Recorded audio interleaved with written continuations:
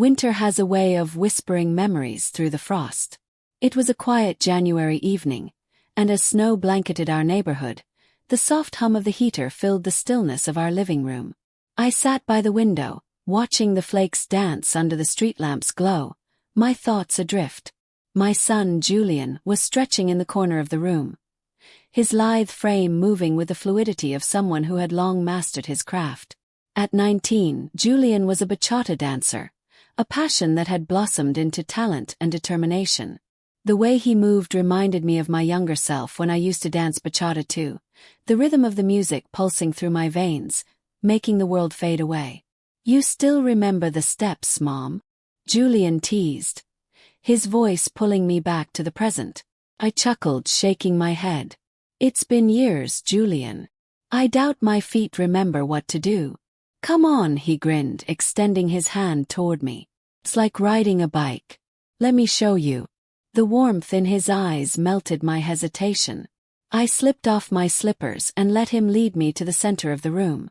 The hardwood floor was cool beneath my toes as Julian turned on the music, a soulful bachata tune with just the right amount of rhythm to make my heart ache with nostalgia. "Start slow," he said, guiding my hand to his shoulder and placing his hand at my waist. 1, 2, 3, tap. As the music flowed, so did the memories. The sway of our movements transported me to another time, a younger version of myself lost in the dance. Julian's steps were sure, his movements confident, and as I followed, I realized how much he had grown, not just as a dancer but as a person. "See, you've still got it," he said, a proud smile lighting up his face. I laughed, slightly breathless. "You're just being kind." He spun me out and then back in, his grip steady and strong. "Not at all. You're amazing, Mom." The sincerity in his voice made me pause, our steps faltering for a brief moment.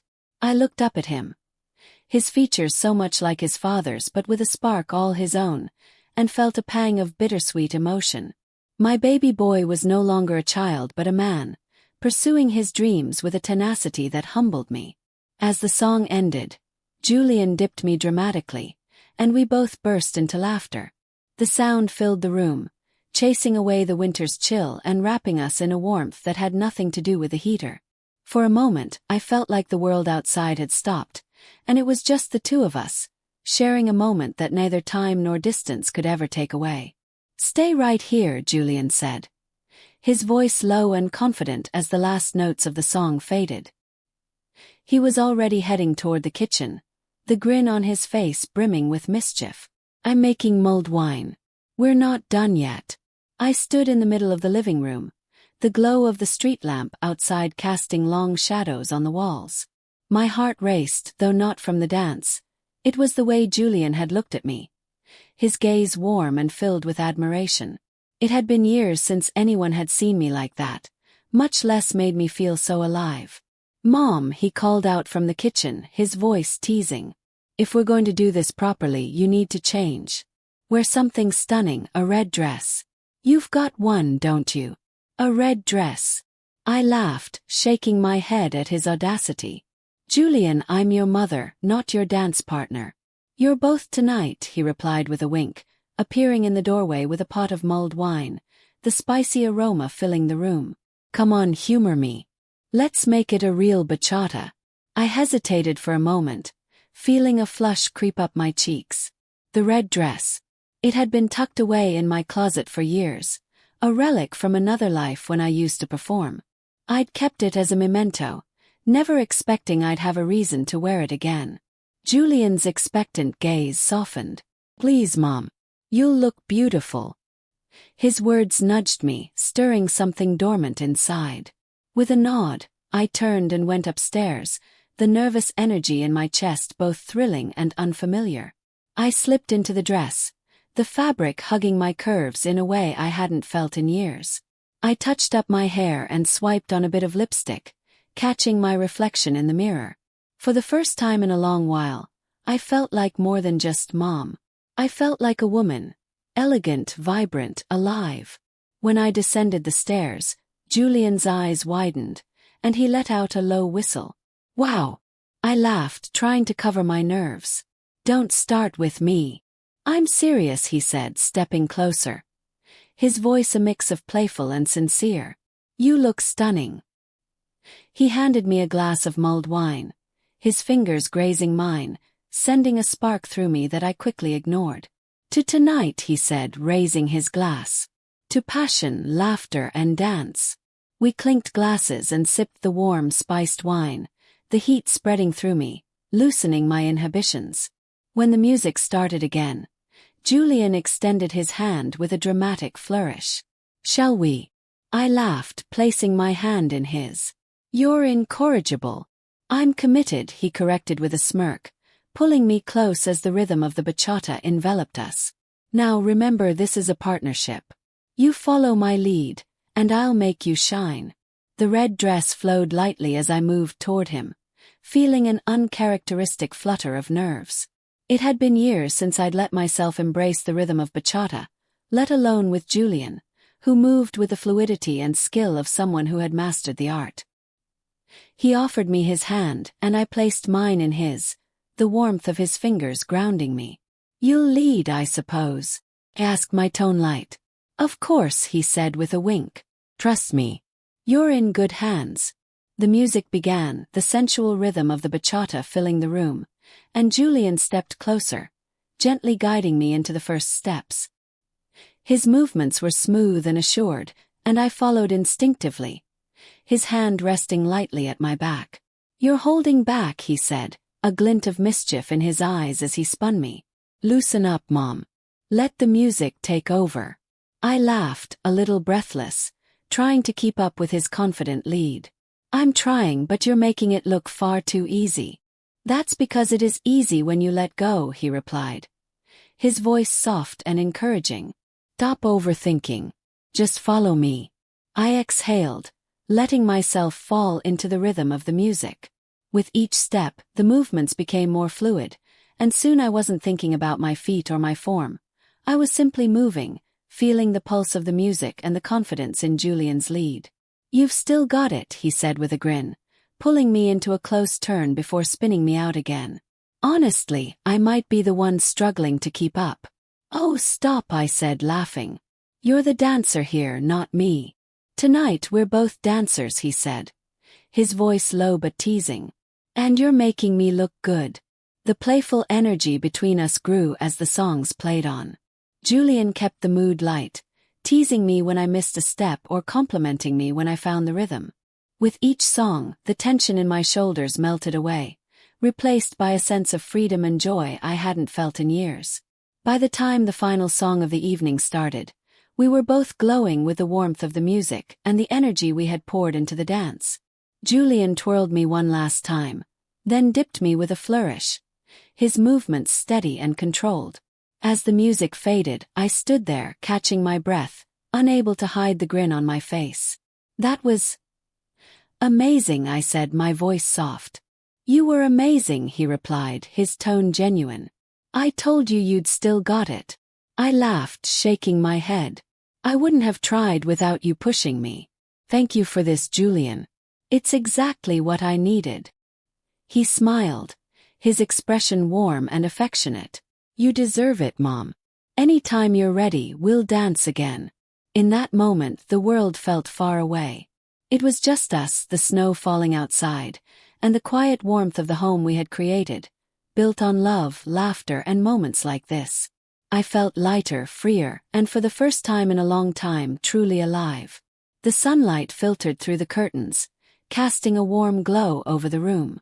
I stretched, feeling the pleasant ache in my legs and back from the hours of dancing the night before. It had been years since I'd moved like that, and my body was reminding me of its limits. A small cramp in my calf caused me to wince slightly, and I chuckled to myself. Guess I'm not as young as I used to be. I heard the soft knock on the door before it creaked open. Julian appeared, balancing a tray in his hands, a warm smile lighting up his face. The tray was adorned with a steaming cup of coffee, scrambled eggs, and toast, along with a small bowl of fresh fruit. Morning, sleepyhead, he teased as he walked in. Figured you might need some fuel after last night's performance. I propped myself up on the pillows, both touched and amused. Breakfast in bed. What did I do to deserve this? You earned it, he said, setting the tray down gently in front of me. I might have been the teacher, but you were the star. And besides, he added, grinning, I need you in top shape for today. Today? I raised an eyebrow, taking a sip of the coffee. Don't act so surprised, he replied, pulling up a chair beside the bed. You're my new secret weapon. My competition is next month, and my partner just called. She's still out sick. I need someone to train with, and you're perfect. You've got the steps, you've got the rhythm, and you look amazing on the floor. I nearly choked on my coffee. Julian, I think you're forgetting a small detail. I'm not a professional dancer. I don't think I can help you prepare for a competition. He leaned forward, his gaze earnest and reassuring. You can, Mom. Last night proved that. I'll handle the technical stuff. I just need a partner who's willing to practice with me until Sophia's back on her feet. Please. It'll be fun, I promise. I hesitated, torn between the thrill of dancing again and the reality of my inexperience. I don't know, Julian. My body's already complaining about last night's rehearsal. He laughed softly, reaching for my hand. That's nothing a good massage won't fix. Julian, I exclaimed, my cheeks heating slightly at his offer. I'm serious, he said, shrugging casually but with a playful glint in his eyes. You won't make it through another session if you're already stiff. Let me help you loosen up those muscles so we can get back on the floor. Trust me, I know what I'm doing. This isn't my first time handling dance injuries. I shook my head, laughing despite myself. Fine. But if you make me regret this, you're on your own. He grinned, standing up and gesturing toward the living room. Perfect. Finish your breakfast, and then meet me in the studio. Studio was a generous term for the space Julian had cleared in the living room. A large mirror leaned against the wall, and the hardwood floor had become a makeshift dance area for his rehearsals. After finishing my breakfast and taking a quick shower, I joined him, still slightly skeptical but willing to give it a try. All right, he said, clapping his hands together as I entered. First the massage. Here. I hesitated again, but his insistence left no room for argument.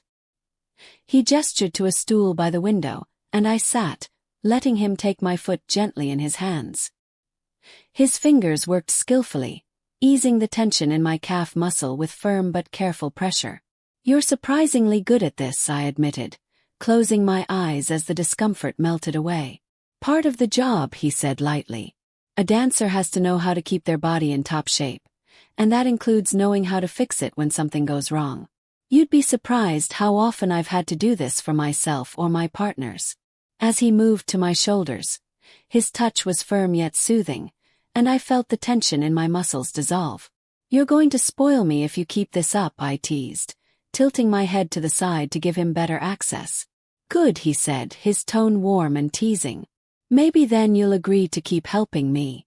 I laughed softly, the warmth of his attention making me feel a little lighter. Fine. But only until your partner's better. After that, I'm retiring again. Deal, he said, stepping back and offering me his hand. Now let's get started. The hours that followed were a whirlwind of movement and music. Julian's focus was unwavering, his passion for dance contagious. He broke down the routine step by step, his patience making it easy for me to follow. Remember, he said, taking my hand and guiding me into a turn. It's about connection. Feel the music, feel the rhythm, and trust me to lead. And somehow I did. With each step, I felt my confidence grow, and the joy of dancing returned in full force. Julian's encouragement never wavered, his belief in me filling the room like sunlight. As the day wore on, I found myself looking forward to each new step, each challenge he presented. Julian was right. This wasn't just about the competition. It was about sharing something special, a bond forged through music and movement, and I cherished every moment of it. As the evening settled, the house was warm with the aroma of herbs and spices. Julian was in the kitchen, a vision of focus and confidence as he worked over the stove. The clinking of pots and pans mingled with the soft hum of jazz playing in the background. I sat at the dining table, sipping a glass of water and watching him move. "You're spoiling me today," I said, smiling as he glanced back at me. "It's about time," he replied, grinning. "You deserve it." He plated the meal with care, a fragrant pasta dish with roasted vegetables, garnished with fresh basil and served alongside crusty bread. When he set it in front of me, he poured 2 glasses of a rich, velvety red wine, the deep color catching the light. "To a day well spent," he said, raising his glass. I clinked mine against his, the warmth of the wine complementing the food perfectly. Every bite was a testament to Julian's effort. "You're full of surprises," I said, savoring the flavors. "Oh, I'm not done yet," he replied, a playful twinkle in his eye. "There's more." "More?" I asked, raising an eyebrow. He leaned back in his chair, his confidence as effortless as his charm. "There's something waiting for you in the bathroom. When you're ready, go take a look." Curiosity piqued, I finished my meal and stood, giving him a suspicious look. "What have you done now?" He laughed, gesturing toward the hallway. "Go find out." As I approached the bathroom, the soft glow of candlelight spilled out into the hall. Pushing the door open, I was greeted by the warm, inviting scent of lavender and chamomile. The bathtub was filled with water, thick with bubbles that shimmered under the flickering candlelight. A small tray rested across the tub, holding a book, a glass of wine, and a small dish of chocolates. For a moment I was speechless, touched by the thoughtfulness of it all. "Julian," I called back, my voice carrying a mixture of surprise and gratitude. "Do you like it?" he asked, appearing at the door with an expectant smile. "It's perfect," I said, my eyes misting slightly. "I figured you'd need this after today," he said, his voice gentle. "Go on, take your time. I'll clean up dinner." His care made my chest tighten in the best way. I nodded, stepping into the bathroom and closing the door behind me. Slipping into the warm water, I let out a contented sigh as the bubbles enveloped me. The soothing heat worked its way into my muscles, and for the first time in weeks, maybe months, I felt completely at ease. When I emerged, wrapped in a plush robe and feeling like a new person, Julian was waiting in the living room. He had dimmed the lights, and the fire in the hearth cast a cozy glow over the space. "Better?" he asked, his smile warm and easy. "Much," I replied, sitting down on the couch. He leaned forward, his tone shifting to one of quiet sincerity. "You've been through a lot lately. I just wanted you to have a day that was all about you." "Thank you," I said, my voice soft. "You don't know how much I needed this." He nodded, leaning back slightly. "There's one more thing, though. If you're up for it." I raised an eyebrow. "Julian, you've already gone above and beyond. Let me give you a massage," he said, his tone casual but filled with care. "You've been on your feet all day, and if you're going to help me train, you need to be in top form." I hesitated, a small part of me wanting to refuse, but the tension in my shoulders, and the sincerity in his offer, made me pause. "Okay," I said finally. "Just this once." He smiled, standing and motioning toward the couch. "Lie down. I'll grab the oil." I did as he asked, settling on my stomach and adjusting the pillow beneath my head. The warmth of the room, combined with the soft crackle of the fire, created a comforting backdrop. When Julian returned, his hands were warm, and his touch was steady and practiced. "Tell me if anything hurts," he said softly as he began. His fingers worked skillfully over my shoulders and neck, easing knots I hadn't even realized were there. I sighed deeply, the tension melting away with each firm press of his hands. "You've got magic hands," I murmured, half joking, though the relief was genuine. "I've had plenty of practice," he replied with a chuckle. "But I'll take the compliment." As he moved down to my back and arms, his touch was both strong and gentle, his care evident in every movement. I felt completely at ease, the weight of the day slipping away entirely.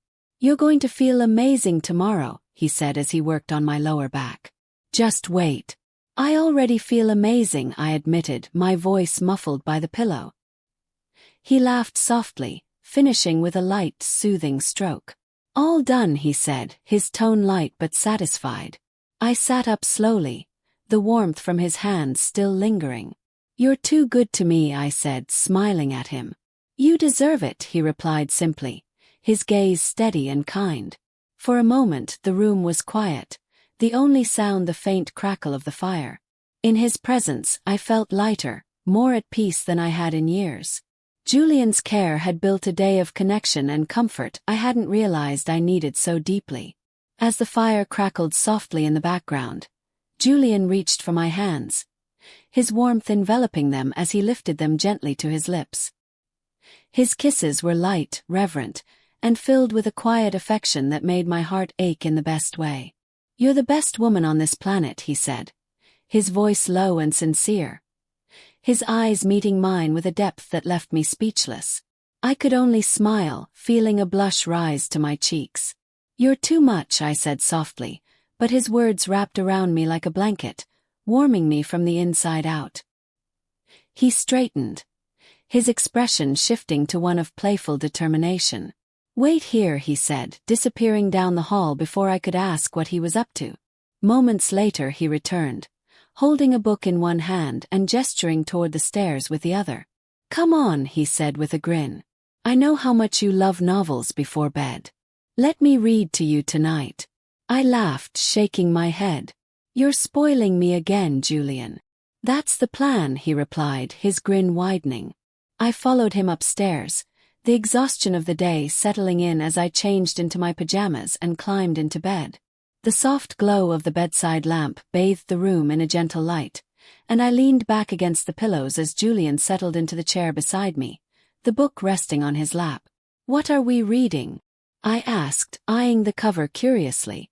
Something I found on your shelf, he said, holding it up. It was one of my favorites, a sweeping tale of love, loss, and redemption. He opened the book, clearing his throat dramatically before beginning. Once upon a time. I laughed, shaking my head. It's not a fairy tale, Julian. Every good story starts that way, he quipped, but as he continued, his voice softened, taking on the rhythm and cadence of the prose. His voice was smooth and rich, his narration pulling me into the familiar story. I closed my eyes, letting the words wash over me, the sound of his voice grounding me in the present while simultaneously carrying me away into the world of the novel. Julian paused occasionally to glance at me, a small smile tugging at his lips when he noticed my eyes fluttering shut. You're falling asleep on me, he teased gently, his voice lowering. No, I'm not, I murmured, though my words were slurred with sleep. He chuckled, closing the book and setting it on the nightstand. All right, I'll save the rest for tomorrow. I felt the mattress shift slightly as he leaned forward, his hand brushing my cheek in a tender gesture that made my breath catch. His touch lingered for just a moment, his thumb lightly tracing the curve of my cheekbone. Good night, he said softly, his voice like a whisper in the dark. Through the haze of sleep, I felt him rise, his presence a comforting weight in the room until he finally left, the door clicking softly behind him. The warmth of the evening lingered as I drifted off, Julian's kindness wrapping around me like a dream I didn't want to end.